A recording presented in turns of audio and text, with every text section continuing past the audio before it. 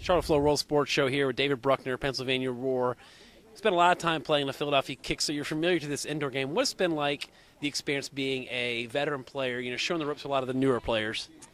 It's been a challenge and a little bit thrilling, I guess, almost in the same way. It's really high and low. I really like getting to know the young guys. I really like the teaching aspect of the game.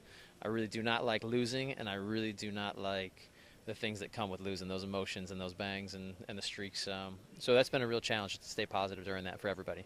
Now that you've been around the league, you've been around for a while, the team kind of look at you for a leader, with Coach Eric, Poulos. Does he kind of look at you to help motivate and push these guys, especially when you have situations where you're down in a game, just to keep that positive? Because the energy you provide, like every night you put everything on the field.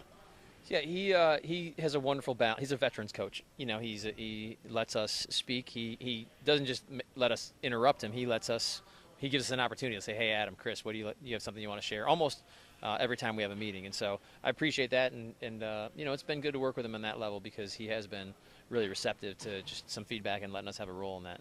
It is an interesting scenario when you have a head coach sometimes suit up and play. Is there any friendly trash talk during the week, when is he going to suit up or not? You guys have like a poll going on?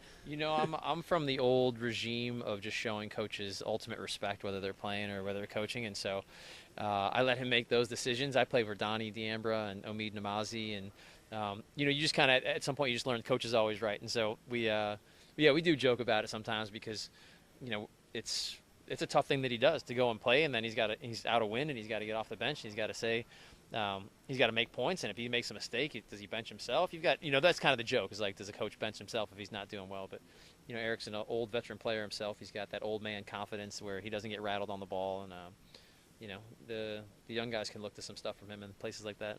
There's a lot of stuff you do off the field. You do a lot of advocacy for homeless and do a lot of work in Philadelphia. You want to talk about how you got involved in that? Was that like working your times in Philadelphia? Yeah, it was crazy. I had a tough time making my first couple years in the league, and so I ended up I was hitchhiking a little bit, and I would travel around the country, go and play on a team, train on a team, and at the places I was going, I was at a lot of bus stops. I met a lot of homeless guys, and so once I landed in Philly and got a contract, I thought, I think I can help these guys in small circles. Maybe I was a little irrational, but I had heard their stories. I had heard that they were just good men, and there were some that were alcoholics and mentally ill, but there were a lot that wanted to work and were just unable to. So once I put my roots in Philly, I just prayed about it, and just some doors opened up, and it has been a wonderful mess since then.